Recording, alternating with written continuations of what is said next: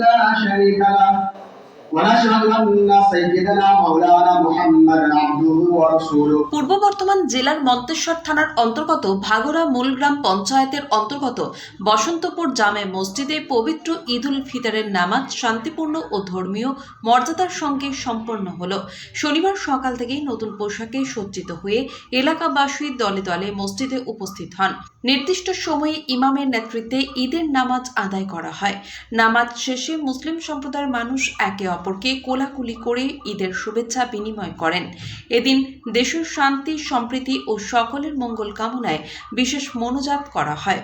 পাশাপাশি সমাজে ভ্রাতৃত্ববোধ এবং ঐক্যের বার্তা তুলে ধরা হয়। সেই সঙ্গে মসজিদের ইমাম সাহেব ইয়াং জেনারেশনদের সেফ ড্রাইভ সেভ লাইভের কথা বলেন এবং পবিত্র ঈদের আনন্দে নিজেদের কন্ট্রোলের মধ্যে মাথায় হেলমেট পরে বাইক চালানোর বার্তা দিলেন। শান্তিপূর্ণভাবে সম্পন্ন হয় ঈদের নামাজ। সামগ্রিকভাবে উৎসবের আনন্দে মেতে ওঠে সকল মানুষজন এবং ধর্মীয় সম্প্রীতির এক সুন্দর দৃষ্টান্ত স্থাপন হয় এদিন। কি জানালেন বসন্তপুর মসজিদের ইমাম সাহেব, শুনুন। মন্তেশ্বরের বসন্তপুর থেকে ফয়জল শেখের রিপোর্ট, MBS নিউজ। আজ খুশির ঈদ, কি বলবেন এ ব্যাপারে? আলহামদুলিল্লাহ, আমরা আপনার একটা মাস রোজা রেখেছিলাম, তো রোজার মাস শেষ হয়ে গেছে। আজকে আমাদের ঈদের দিন। আজকে হচ্ছে রোজা রাখার একটা প্রতিদানের দিন। আজকে আমরা আনন্দ উপভোগ করছি। নামাজ শেষ হলো, এবার আমরা সকলে আনন্দ উপভোগ করছি। বিশেষ করে ইয়াং ছেলেদের কি বার্তা দিচ্ছেন ইমাম সাহেব হিসেবে?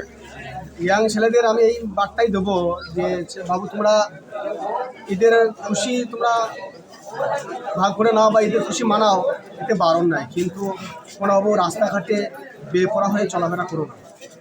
রাস্তাঘাটে আস্তে আস্তে গাড়ি চালাবে, যেন অপরের ক্ষতি না হয়ে যায়। আজকে ঈদের দিনে, আনন্দের দিনে যেন অন্য মানুষের দুঃখের কারণ না হয়ে যায়।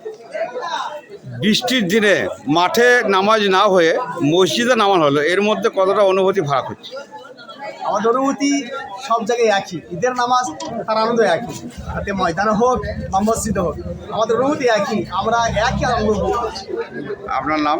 আমার নাম আলমগীর মল্লিক। কোন মসজিদের ইমাম সাহেব? আমি টাকপুর মসজিদের ইমাম।